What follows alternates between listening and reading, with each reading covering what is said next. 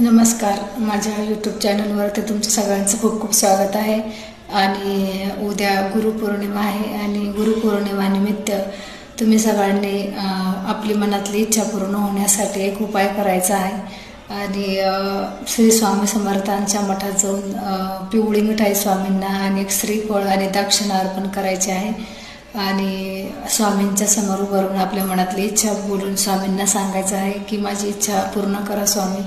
आणि माझी जर इच्छा पूर्ण झाली तर मी म्हणजे नवस बोलायचं आहे स्वामींना तुम्ही. आणि नक्कीच स्वामी तुमची प्रार्थना ऐकतील आणि इच्छा पण पूर्ण होईल.